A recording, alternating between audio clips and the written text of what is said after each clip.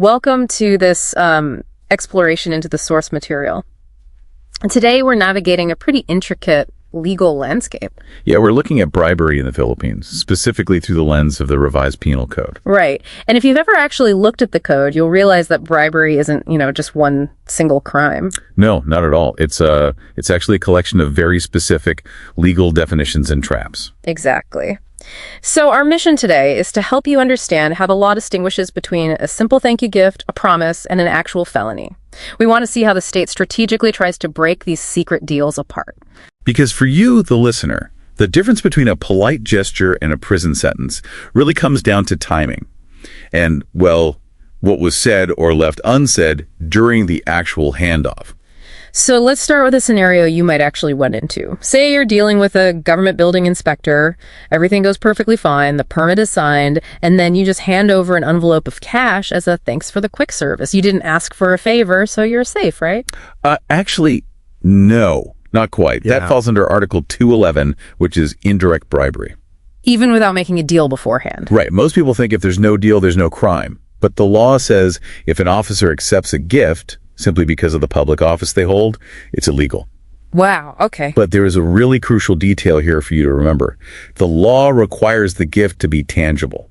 Tangible, meaning? Meaning a mere promise of, say, a fancy dinner next month isn't enough to trigger indirect bribery. The official has to actually take the cash or a physical gift, like a government veterinarian taking money from a vendor right after a meat inspection is done. Okay, so the physical handoff is the trigger there. But what if we escalate things? Instead of a thank you after the fact, I make a very specific deal beforehand. Like, I'll give you 50,000 pesos if you ignore this safety violation. Now you've stepped right into Article 210, direct bribery. This is where the law really cares about the distortion of duty. And it categorizes this into three specific acts. Which are? First, agreeing to commit an actual crime. Second, performing an unjust act that might not necessarily be a crime itself, like a judge deciding a case against the clear evidence. Or third, simply refraining from an official duty. Like a sanitary inspector just looking the other way while you run a dirty kitchen. Exactly. It's a very clear this for that arrangement. The bribe is the trigger for the action. And I'm assuming if I'm the private citizen handing over the money in that scenario, the law isn't exactly giving me a free pass either. Far from it.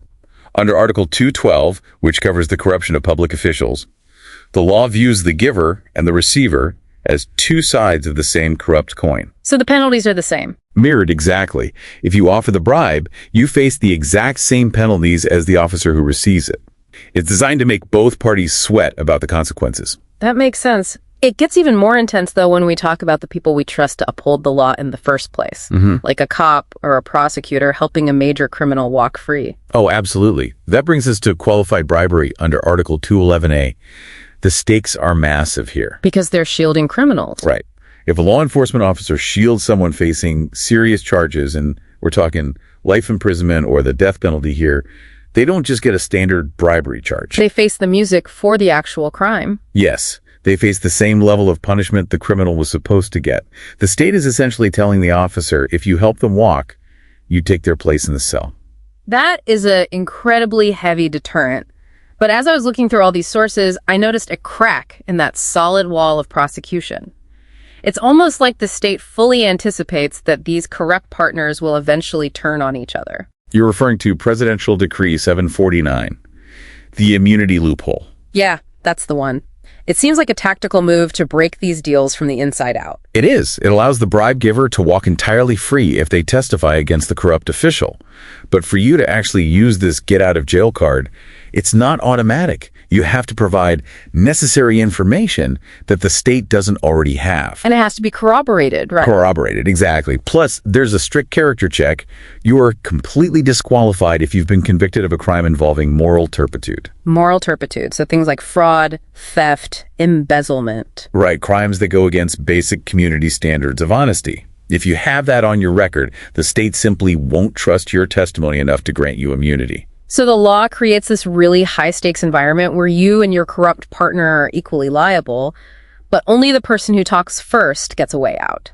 It basically turns a secret partnership into a foot race to the prosecutor's office. It's a highly strategic way to ensure that honor among thieves rarely lasts. We've unpacked quite the spectrum today. from simple thank you gifts turning into felonies to the massive stakes of shielding serious criminals. So here's a final thought for you to mull over as we wrap up.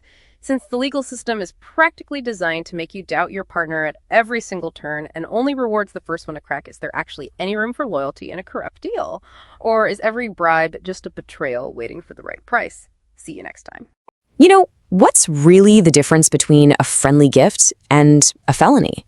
In the Philippines, the law has an answer, but man, those lines can get surprisingly blurry. So today, we're going to demystify bribery. And trust me, the details are way more fascinating and important than you might think. And yeah, that really is the central question, isn't it? Where exactly does the law draw that line? You know, between just a simple thank you gift and a full-blown crime.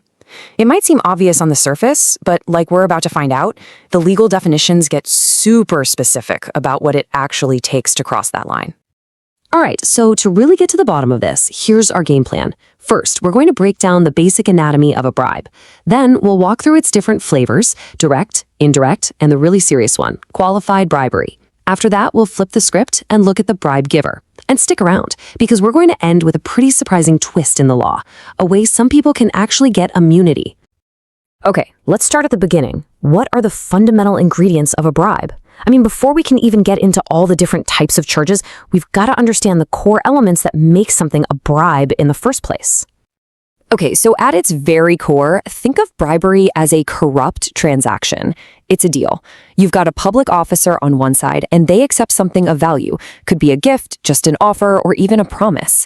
And in return for that, well, they agree to do something, or maybe not do something. That's part of their official job. It's that specific exchange, that dirty deal, that is the heart of the crime. All right, now let's dive into the specifics, starting with the one you probably think of first, direct bribery. This is what's covered in Article 210 of the Revised Penal Code. It's that classic, you scratch my back, I'll scratch yours kind of deal, the quid pro quo. So what's interesting is that the law breaks this down into 3 different acts. First, you've got taking a bribe to commit an actual crime. Simple enough. Second is taking a bribe to do something that, okay, isn't a crime itself, but it's definitely unjust. Think of a judge intentionally ignoring key evidence. And then there's the third one, which we're going to zoom in on, accepting a bribe just to not do your job.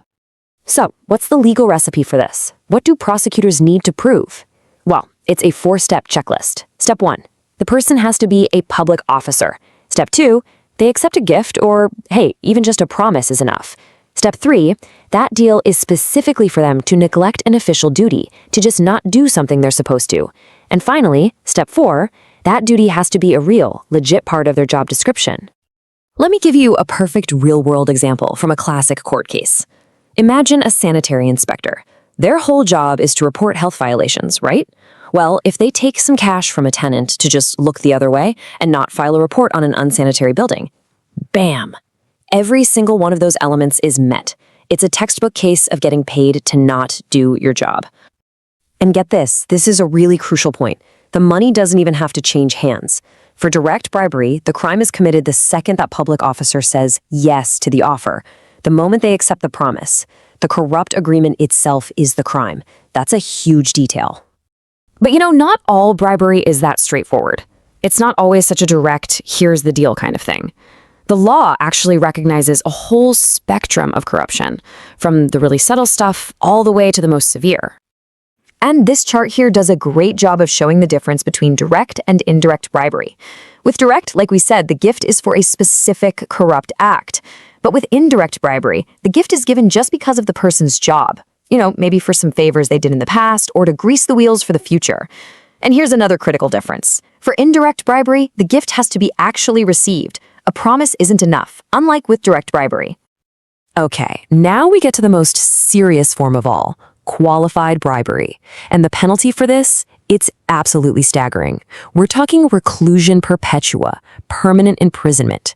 The law even mentions the death penalty. And look, while it isn't carried out anymore, the fact that it's even in the text tells you everything you need to know about how seriously this crime is taken. So what does it take to get to that level? Well, the law is super specific. This only applies to a law enforcement officer, and it's when they take a bribe to deliberately not arrest or prosecute someone who committed a major crime, one that's punishable by life in prison or death. It's seen as the ultimate betrayal of public trust, and that's why the penalty is so harsh. Of course, it takes two to tango, right? A bribe always has two sides. So far, we've been focused on the public official taking the bribe. But what about the person who offers it in the first place? Well, the law has a name for that, too.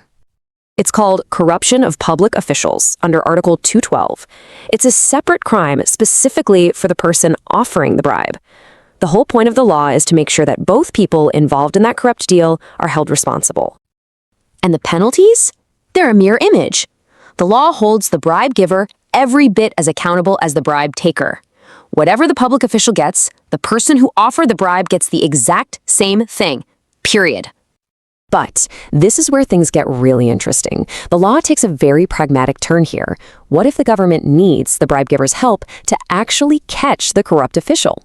This brings us to our final topic, a little something we can call the whistleblower's gambit. So this raises a pretty wild question, right? We just established that both people are equally guilty, so is it really possible for the person who started the whole thing to just walk away free? The answer, believe it or not, is yes, but only under very specific circumstances. Okay, so there's a presidential decree that opens up this narrow path to immunity, but the checklist is strict. First, you have to come forward voluntarily. No getting caught first. Second, you have to be willing to testify against the official. Third, your testimony has to be absolutely necessary to get a conviction. Fourth, it has to be new info the government doesn't already have.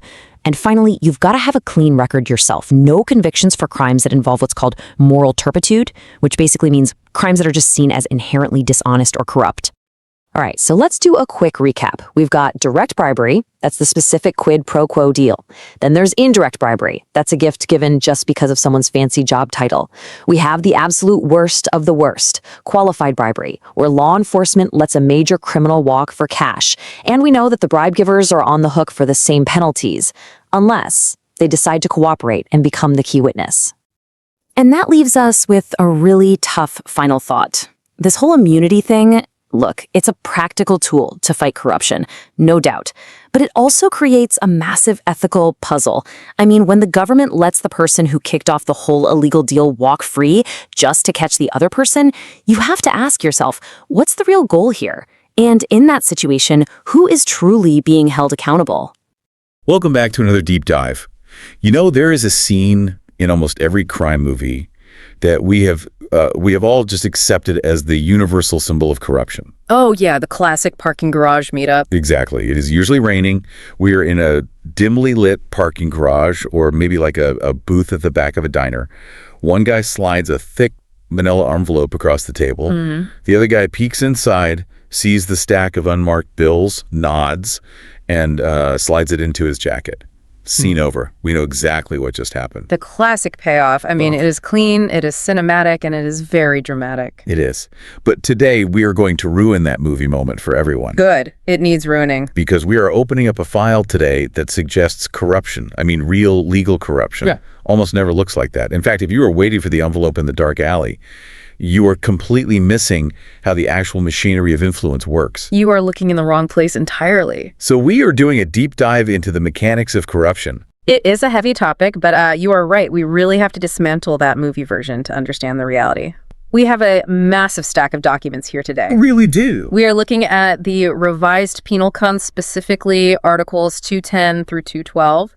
We have the Anti-Graft and Corrupt Practices Act, which is better known as Republic Act 3019. Yeah. And a really fascinating collection of Supreme Court decisions and presidential decrees that literally draw the line between a quote-unquote gift and a crime. And that line is way thinner than I thought when I first looked at the syllabus. My mission today for this deep dive is to figure out the physics of a bribe. The physics. I like that. Yeah, like at what exact millisecond does a friendly favor become a felony? Is it when I offer it? Is it when you take it? Or is it when you actually do the favor? It is tricky. As we will see going through these cases, sometimes you do not even need the envelope. Sometimes just a promise is enough to send you to jail. Wow. And sometimes, as we will see in one very specific case, the bribe is literally a farm animal. Oh, we're definitely getting to the farm animal. I have that highlighted. But let us start at ground zero. Okay. Before we talk about the bribe itself, we have to talk about the person being bribed. The law calls them the public officer. Yes. Now, I assume this is straightforward, right? We are talking about mayors, senators, cops, the people we elect, or the people sitting on the government payroll. Well, that is the common assumption. You think of a badge or a plaque on a desk.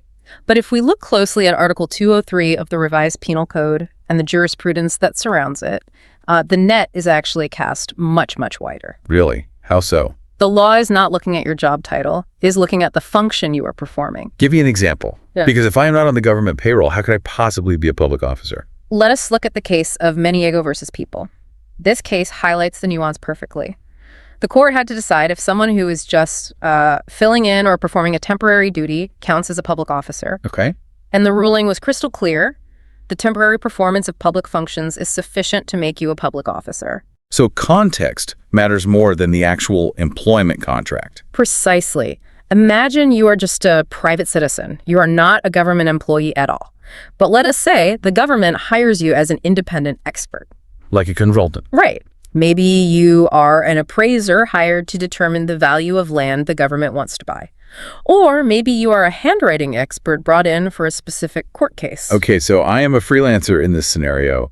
I am just doing a gig for the state. In that exact moment, for that specific task, you are wielding the power of the state. You are determining public outcomes.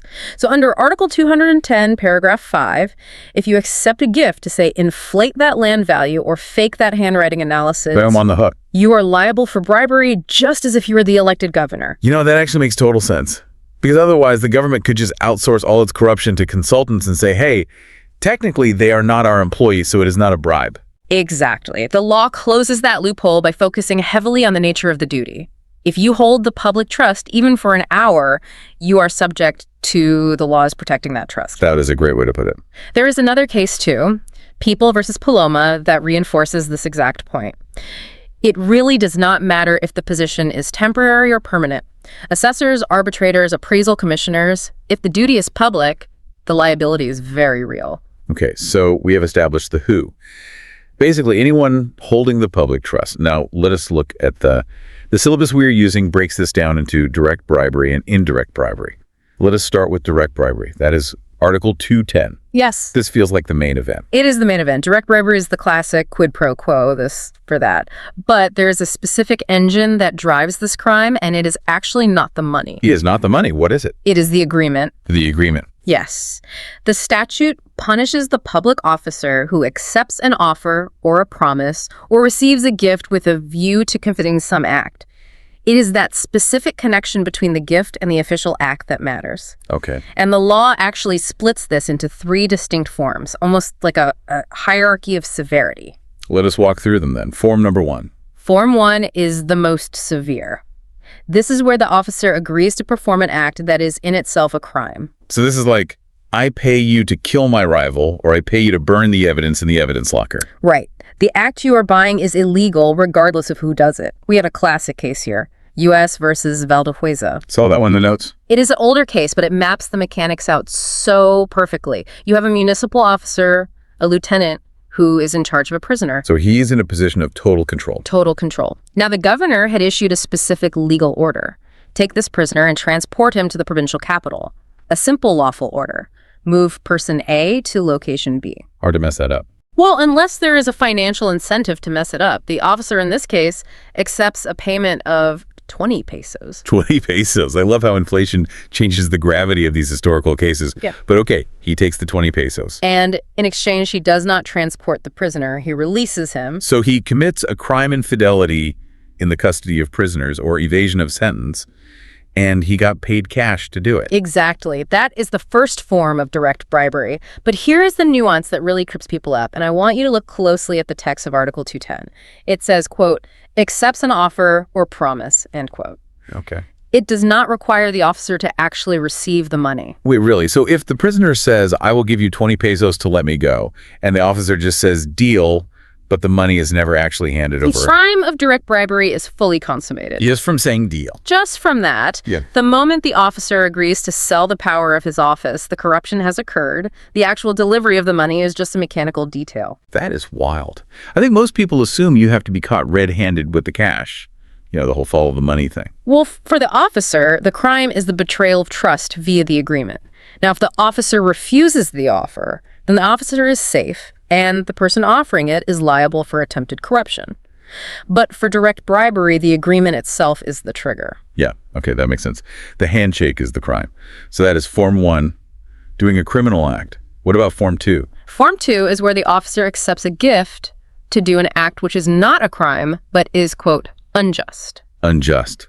That feels incredibly subjective. Who defines what is unjust? The courts do. They define it as an act that tilts the scales of fairness, even if the act itself is technically within the officer's legal power. My absolute favorite example, and frankly the most memorable one in this entire stack of cases, is U.S. versus Gakutan. Is this the water buffalo case? This is the water buffalo case. So you have a justice of the peace, a judge. He is presiding over a civil case. Now, strictly speaking, a judge has the legal authority to rule for the plaintiff or the defendant. Ruling for one side is not a crime. Someone has to win, right? Yeah, that is literally his job, to pick a winner. But in this specific scenario, the justice of the peace rules in favor of the plaintiff. And why? Because the plaintiff gave him a female caribou.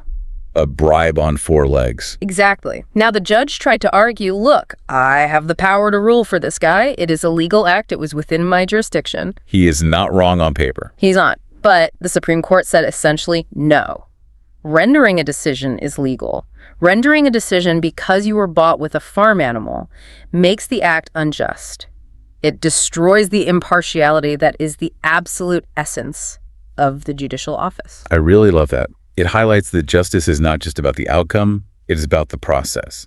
If the process involves livestock, it is probably unjust. Precisely. And there's a really interesting procedural note here, too, regarding this second form. What is that? The penalty actually changes depending on whether the officer actually did the unjust act or not. What do you mean? Like if they change their mind? Yeah.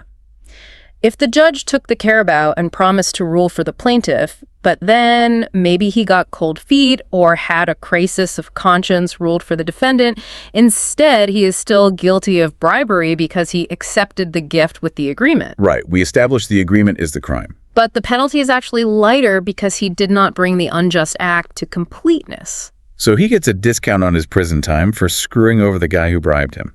In a way, yes. The law punishes the completed injustice more severely than the intended injustice. Okay, so Form 1 is do a crime.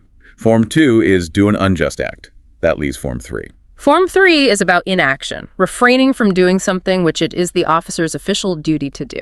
So taking money to look the other way, I feel like this is probably the most common form of bribery we encounter in real life, right? Like slipping someone cash to not write a parking ticket. Essentially, yes. The officer takes a gift to just not do their job.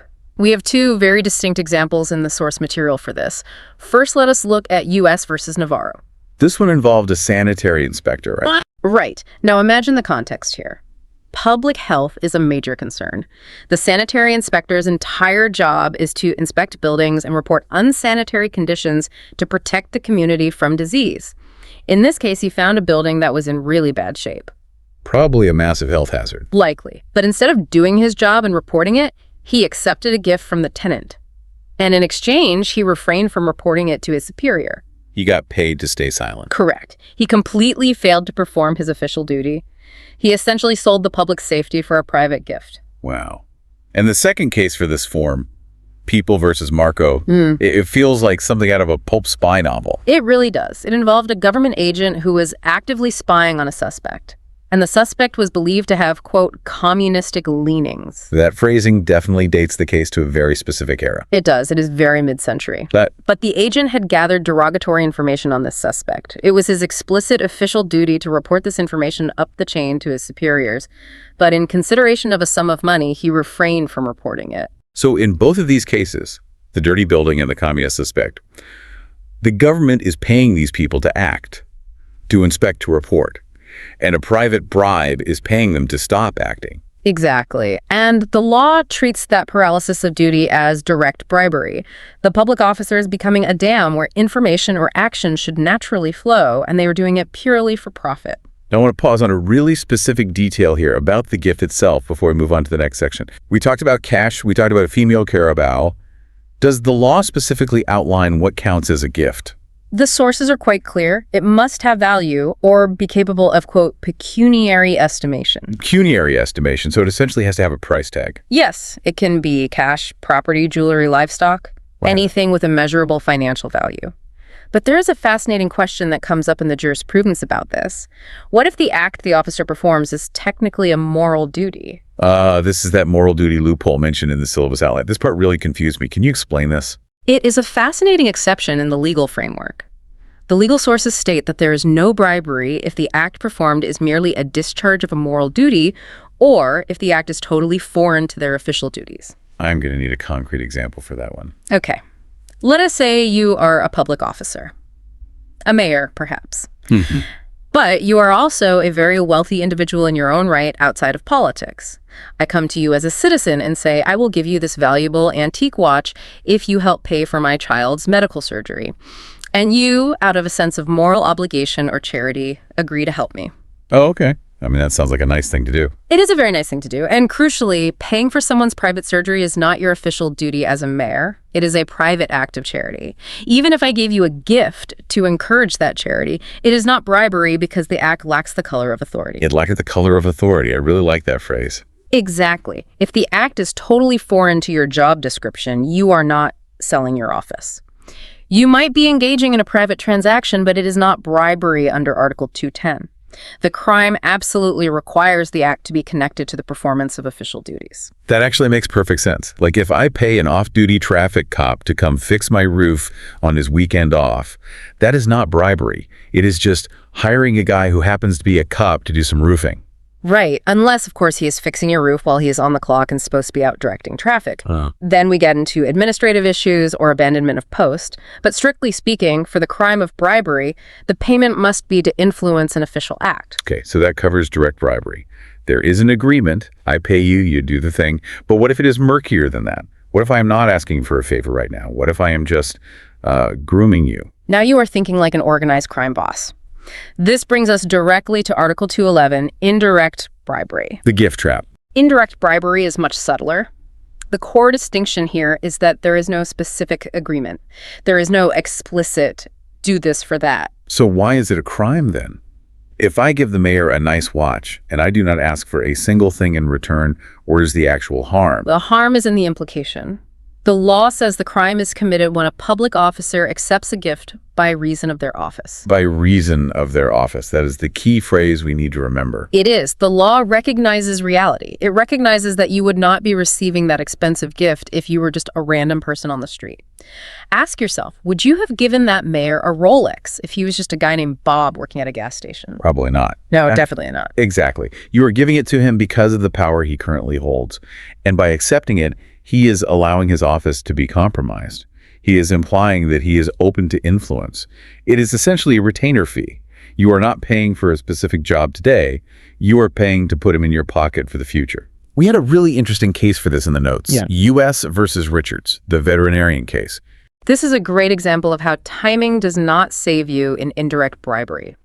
Richards was a veterinarian for the Board of Health. His official duty was to examine mules that were being sold to the government. Checking the merchandise, making sure the state is not buying sick animals. Right. He had to certify, yes, this mule is healthy, buy it. Now, in this specific case, the vendor of the mules gave Richards a sum of money. But, and this is the crucial part for the defense, he gave the money after the sale was completely finished and the government had already paid. So the job was totally done. Richards had already examined the mules. The transaction was over. Exactly. And Richards argued essentially, how can this be a bribe? I already did the job. I cannot be influenced on a decision I already made weeks ago. That sounds like a pretty logical defense. It sounds like he is just accepting a tip, like, hey, thanks for doing a fast and good job. But the court fundamentally disagreed. They ruled it was indirect bribery. He accepted the money by reason of his office.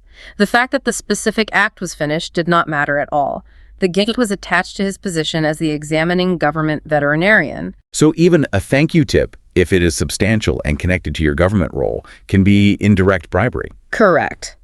Because it poisons the objectivity of the office going forward. It suggests that the official's favor can be bought retroactively or proactively. The court recognized that allowing tips for public duties undermines the whole system. Public service is not a restaurant. You do not tip the waiter. You are paid by the state to do the job impartially. Now, there is a loophole here, too, is not there? Something about a promise. We talked earlier about how indirect bribery, a promise alone is enough to jail you. Yeah. Is that true here in indirect bribery? No, and this is a very technical but incredibly important distinction from a case called Formaleza versus Sandigan-Bayan. Lay it on us. What happened? Well, in direct bribery, we established that accepting a promise is a crime. You agree to the offer, you are guilty. Right. You say deal and it is over. But in indirect bribery, the court ruled that accepting a mere promise of a gift is not sufficient to constitute the crime. Why the difference? That seems contradictory. The court argued that holding otherwise would encourage unscrupulous individuals to frame up public officers. How so? How does a promise lead to a frame-up? Imagine if the law said a promise was enough. I could just walk up to a completely honest official and shout, "I promise to give you a car because you are such a great mayor," and then I run straight to the police and say, "Hey, he did not say no fast enough. He accepted my promise. Arrest him." I see. Since there is no specific corrupt agreement to prove, no, I will do X for Y, it is way too easy to fake. In direct bribery, the prosecutor has to prove there was a deal for a specific act. In indirect bribery, there is no specific act to point to. Exactly. So for indirect bribery, because that agreement element is completely missing, the law requires the actual receipt of the gift to prove the crime. You have to physically take the envelope. That protects officials from being set up by people just shouting promises at them in public. Precisely. It demands physical, tangible evidence of the corruption. Okay, this leads us naturally to a topic that I know everyone listening is thinking about. Gift giving. In our culture, giving gifts is a huge deal. Christmas, birthdays, fiestas. It is almost considered rude not to bring a gift. It is deeply ingrained in the culture, yes. So when does a friendly Christmas ham become a crime? This is exactly where the rigid letter of the law clashes with cultural norms, and the law is actually quite strict on this. We need to look at Presidential Decree number 46. PD 46. Sounds like a holiday buzzkill. It is the ultimate buzzkill for the corrupt. This decree was specifically designed to stop the pervasive practice of gift-giving to public officials. It explicitly prohibits receiving gifts on any occasion, including Christmas, if it is given by reason of the official position. Including Christmas. It actually explicitly says that in the decree. Yes. It acts to proactively close the holiday defense. You cannot just say, "Oh, it is just a Christmas present, Your Honor." If it is given by reason of your office, it is prohibited. And it's not just the official receiving it, right? It extends to the family. Yes, it does. The scope is quite broad. It includes throwing parties or entertainment in honor of the official or their immediate relatives. You cannot just throw a massive, lavish banquet for the mayor's wife and claim it had absolutely nothing to do with the mayor. And this connects to the Anti-Graft Act too, right? RA 3019. It does. Section 1 of RA 3019 reinforces this exact concept. It defines receiving any gift to include accepting gifts for oneself or for any member of the family within the fourth civil degree of consanguinity or affinity. Fourth civil degree. That sounds pretty far out there on the family tree. That is like, what is that, cousins? First cousins, yes. It covers a really wide net. If you cut the steps, it goes parents, children, grandparents, siblings, uncles, aunts, and first cousins. So if I want to bribe a judge, giving a brand new Porsche to his first cousin is still a crime. If the judge knows about it and it is done to influence him, absolutely. The law essentially assumes that massive financial benefits to your close family are benefits to you. But surely, and I am playing devil's advocate here, surely there is an exception for small things. Like if I give a public official a desk calendar or a fountain pen or like a slice of cake. The text of RA 3019 does offer a tiny sliver of wiggle room, but it is highly subjective. It says the crime involves gifts that are, quote, manifestly excessive under the circumstances. Manifestly excessive. That sounds like a trap. So a paper calendar is probably fine. A luxury car is definitely not. Right. But where exactly does the line fall? Is a bottle of wine excessive? What about a whole case of vintage wine, a very expensive designer watch? Manifestly excessive is a standard that invites a lot of judicial interpretation. Right, because excessive means different things to different people. Exactly. What is excessive for a junior clerk might not seem excessive for a billionaire politician, but the law tries to standardize it based on the context of the official duties. The intent of the law is crystal clear, though. It is to prevent the buying of influence through quote-unquote gifts, no matter how creatively you dress them up. It really seems like the absolute safest bet for a public official is just to say a polite no to everything. Legally speaking, yes, that is absolutely the safest bet. Just say thanks, but no thanks. All right, we have covered the standard bribery and the indirect gift trap. Now I want to dial up the intensity a bit. The outline mentions something called qualified bribery. Yeah. And just the name sounds like the heavy hitter. It is the heavy hitter. This is Article 211A.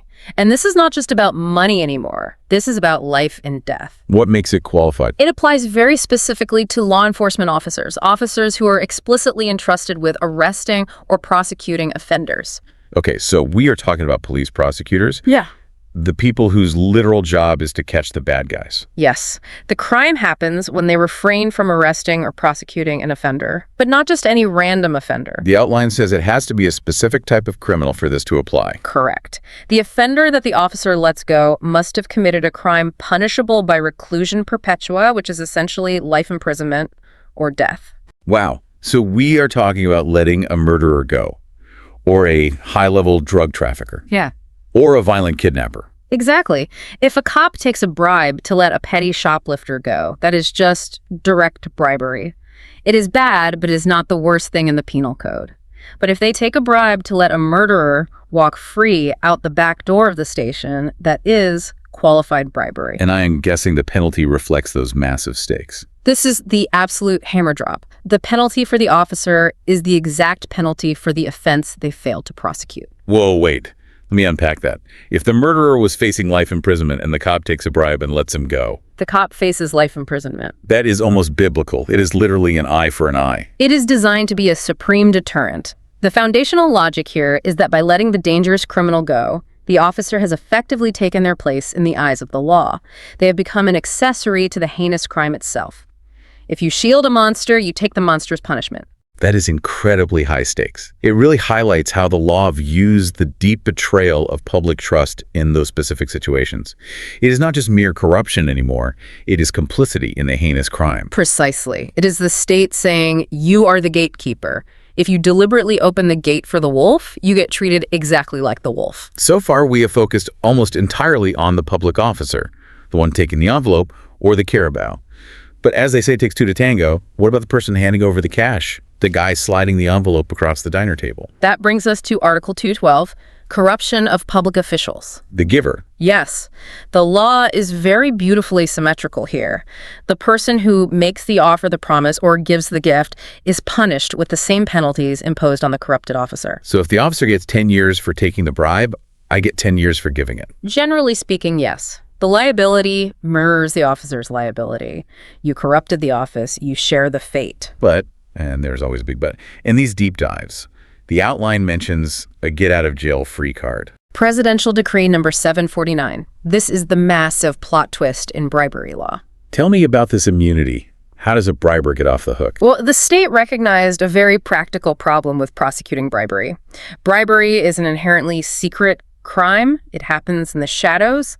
Usually the only two witnesses are the giver and the receiver. And if both of them are facing 10 years in jail, neither of them will ever talk. Exactly. It is a classic prisoner's dilemma. If I bribe you, and we both know we will both go to jail, if we get caught, we will both lie to the grave, there is zero incentive to confess. So to break that silence, the state just offers immunity to the bribe giver. Yes. The state basically decided that the public officer is the bigger fish. The betrayal of the public trust is the greater evil for society.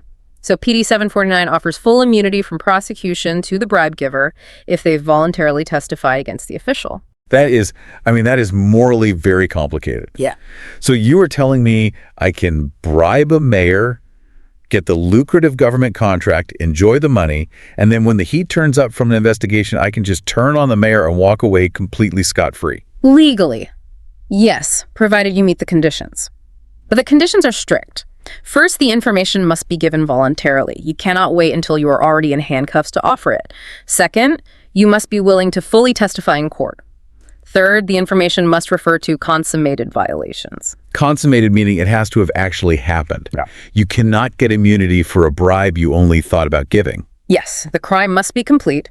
Fourth, and this is critical, the testimony must be absolutely necessary for conviction. Meaning what exactly? Meaning the state does not already have the evidence to nail the guy. If they already have the corrupt officer on a wiretap or on video taking the testimony, they do not need your testimony. And if they do not need you, you do not get immunity. So you have to be the key to the whole case. You have to be the linchpin. Exactly. And finally, the information cannot be false or malicious. If you try to use this law just to harass a political enemy by making up a fake bribery story, the immunity absolutely does not attach, and you open yourself up to perjury and a host of other charges. It is a totally pragmatic tool to crack the conspiracy of silence. It is. It essentially turns the giver into a state witness by force of incentive. It is a pragmatic concession by the justice system. The law decides it is vastly more important to root out the corrupt official than to punish the private citizen who paid them.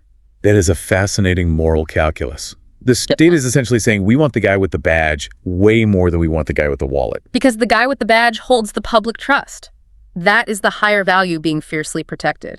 It forces every corrupt official to sleep with one eye open, wondering, is the guy paying me today going to be the star witness against me tomorrow? We are in the final stretch here, but there's one more layer in the syllabus. We talked about money, we talked about gifts, we talked about farm animals. What about relationships? Influence peddling. Section 4 of the Anti-Graft Act. This touches on something very familiar to anyone who knows how things actually work on the ground. You know, people saying, I know the mayor, or my uncle works at City Hall. The law deeply anticipates this reality. It explicitly prohibits private individuals from capitalizing, exploiting, or taking advantage of family or, quote, close personal relations with public officials. So if I use my friendship with a senator to get a fast-tracked contract, that is a crime.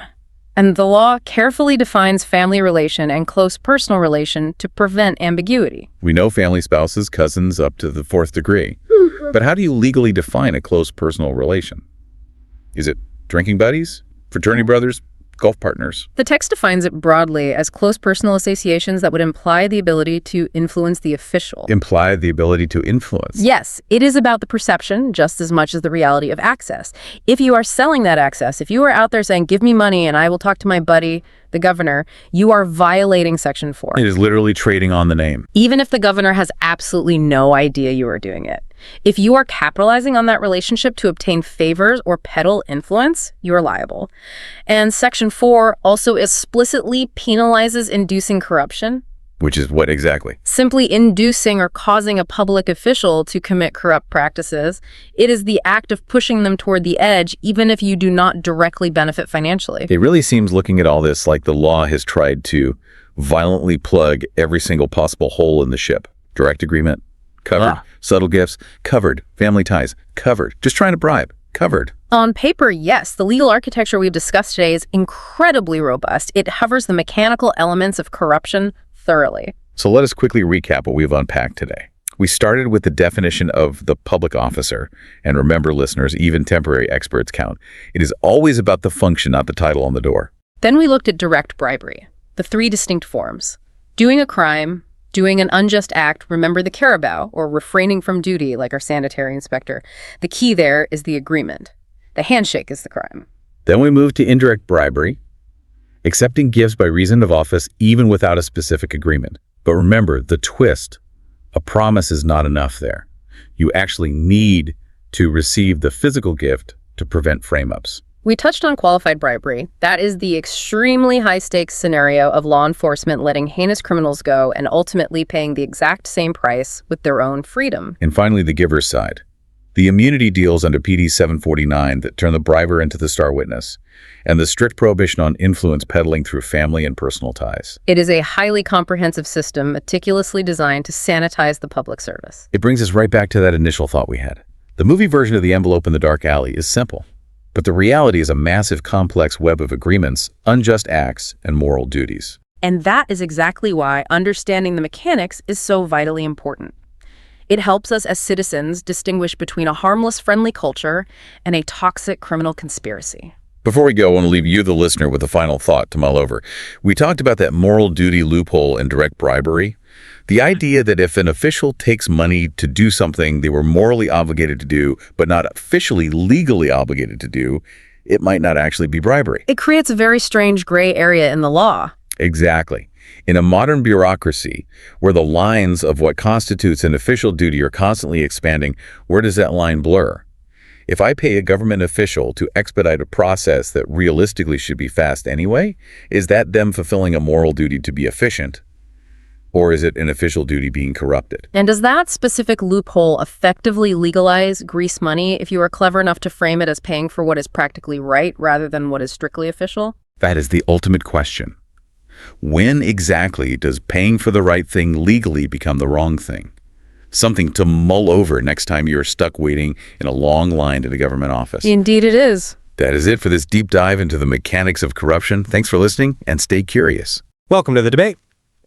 When a highly secure vault is robbed, our natural instinct is to focus on the thief who broke in, right? We look at their tools, their planning, their audacity in trying to breach the defenses. We naturally want to punish the person who plotted the heist. Right. And we look at the mastermind who initiated the act. The one who brought the criminal intent to the table in the first place. Exactly. But imagine if the justice system looked at that bank robbery and said, actually, we are going to grant the thief absolute immunity. Wow, just completely walk free? Walk away completely free, yes, as long as they help us convict the security guard who accepted a payout to leave the back door unlocked. Now, if you're listening to this, you're probably thinking, well, why on earth would a government pass a law that lets the instigator walk away unpunished? It sounds entirely backwards. Yeah, it really does. It feels like we are rewarding the very person who orchestrated the crime. It upends our basic sense of cause and effect in criminal justice, frankly. We expect the law to treat the corrupter and the corrupted with equal severity.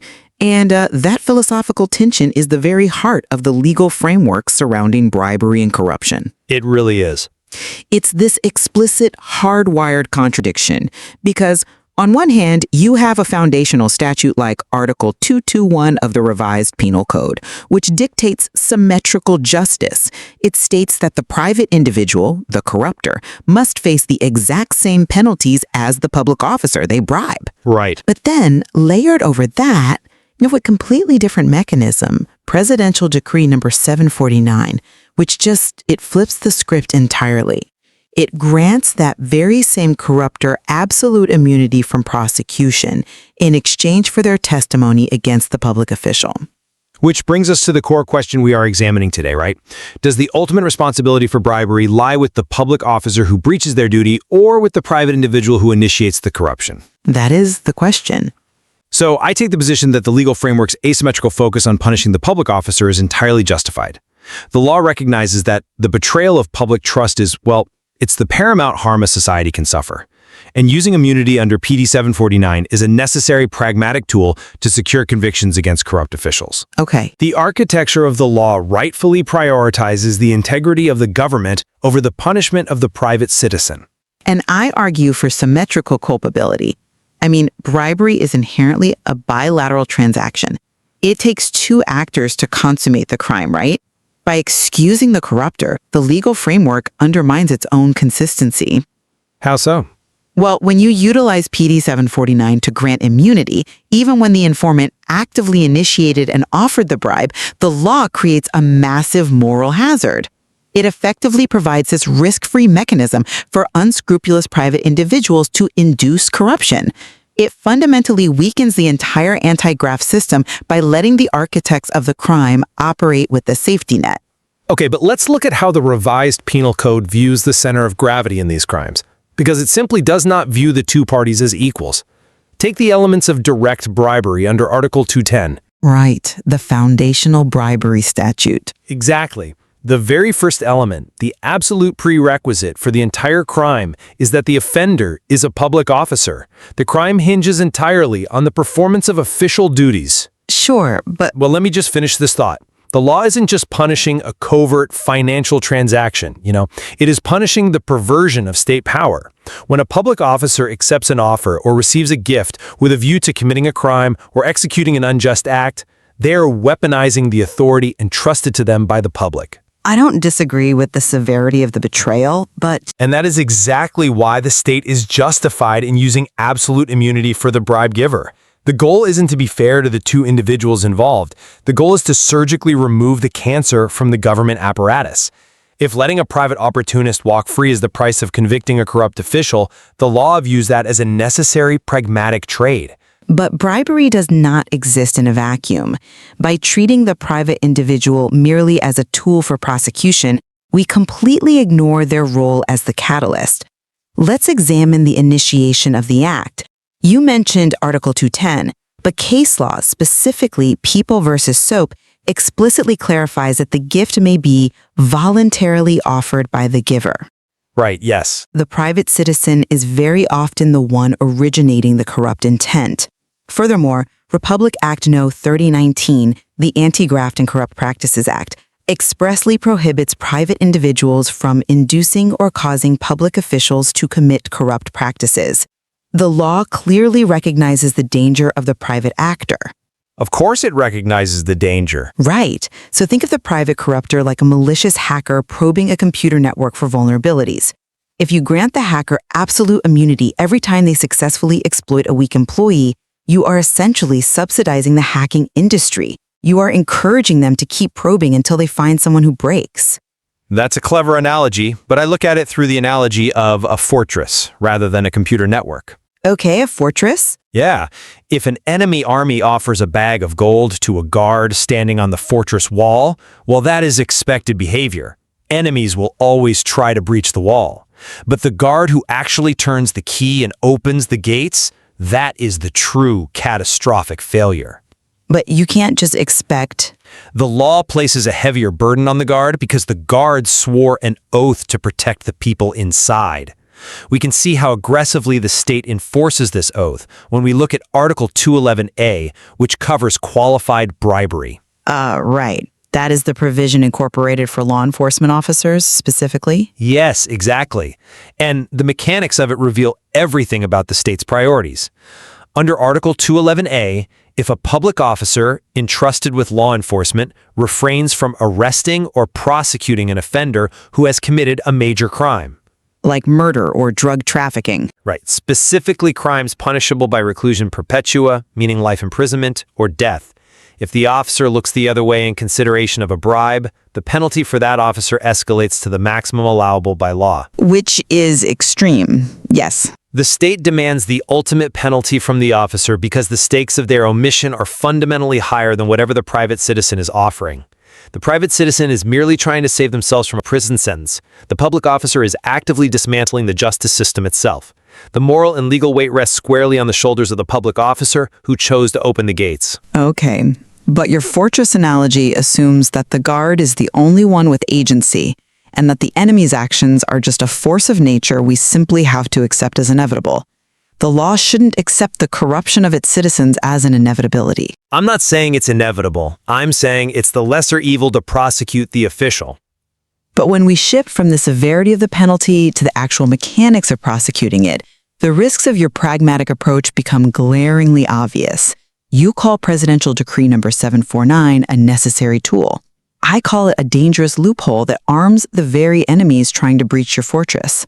Wait, let me stop you there because I'm genuinely struggling with this contradiction in your argument. If the foundation of the law, Article 212, says the giver and receiver get the exact same penalty, how does PD 749 legally step in to cancel that out?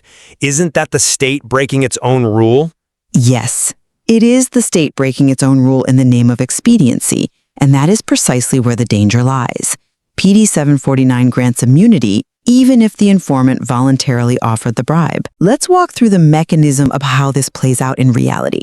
Imagine an unscrupulous contractor who wants to bypass environmental regulations for a massive construction project. They approach a local official and aggressively push a bribe. Okay. If the official accepts, the contractor gets their illegal permit. But what if the official later decides they want to start enforcing the rules? Or what if the contractor simply wants to eliminate an official who won't play ball on their next demand? They turn state's witness. Exactly. Under PD 749, the contractor can simply turn state's witness, testify against the official, and walk away totally clean.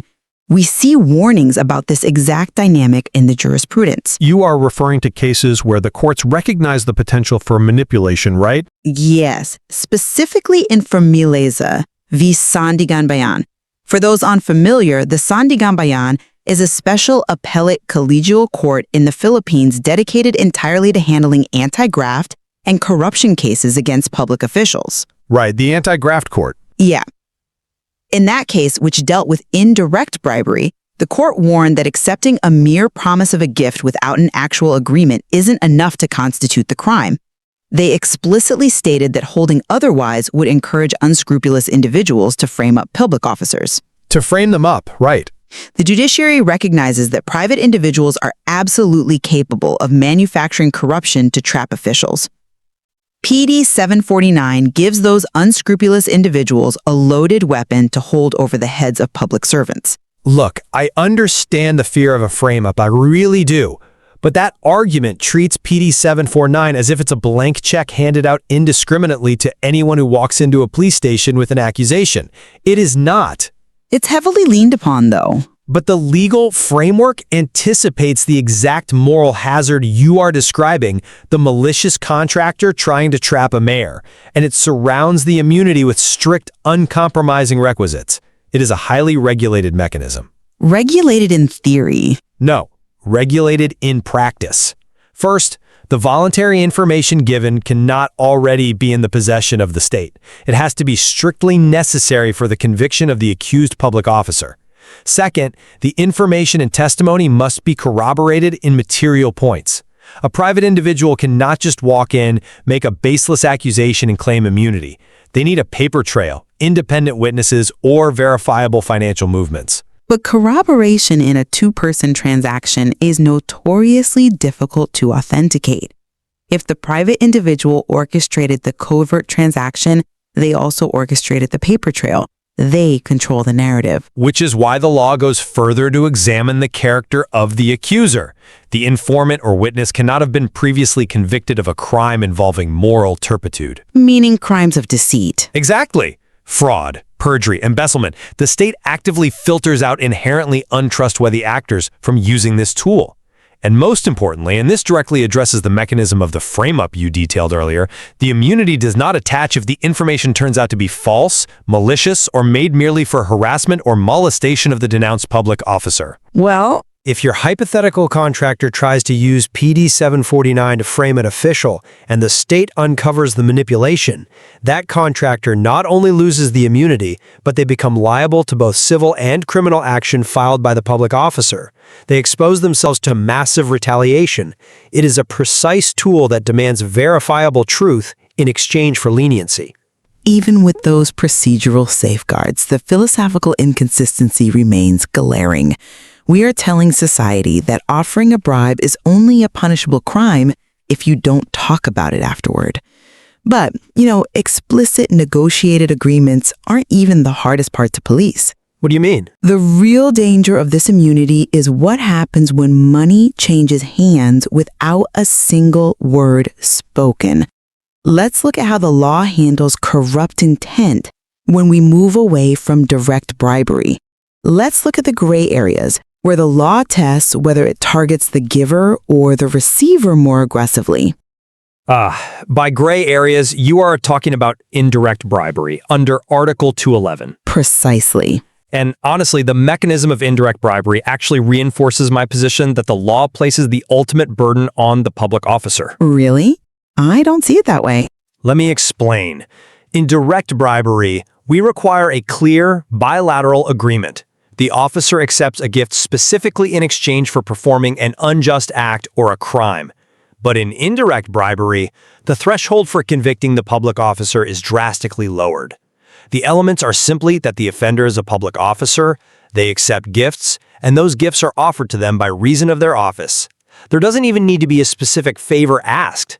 The law assumes that a gift given by reason of office is given in anticipation of a future favor. Right, and it has no attempted or frustrated stage. The crime is fully consummated the very second the gift is accepted. Exactly.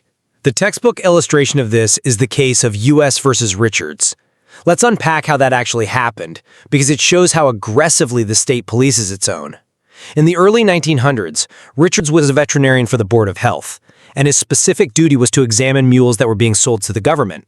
The mule case, yes. A vendor sold a batch of mules. The government accepted them, and the vendor received his purchase price.